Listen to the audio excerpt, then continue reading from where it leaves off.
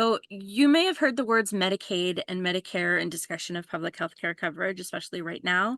Medicare is linked to Social Security, disability, and retirement benefits, and we're not really going to get into that today.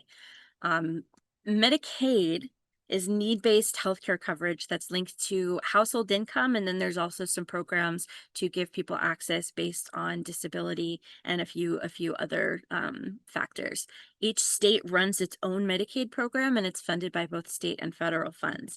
Medi-Cal is California's version of the federal Medicaid program. So when you hear people talking about Medicaid, in California, that's Medi-Cal. So there's four main ways that people are going to qualify for Medi-Cal as a person with disabilities. The first is modified adjusted gross income, which is income based.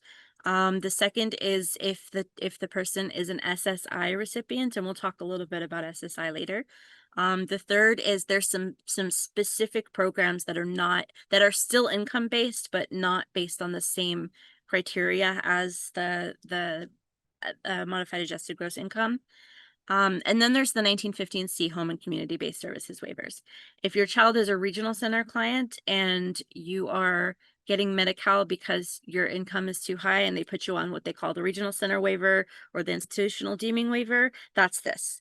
So generally speaking, if you qualify based on income, you'll be on this first category.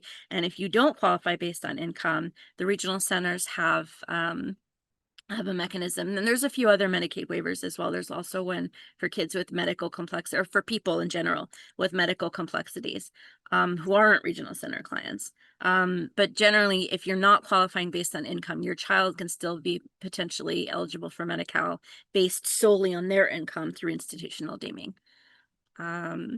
And I just want to let you know, if you see these QR codes throughout the presentation, if you take a screenshot, and we'll send out the slides and the recording, but if you want to take a screenshot, these all link to our expanded articles on each of these topics. So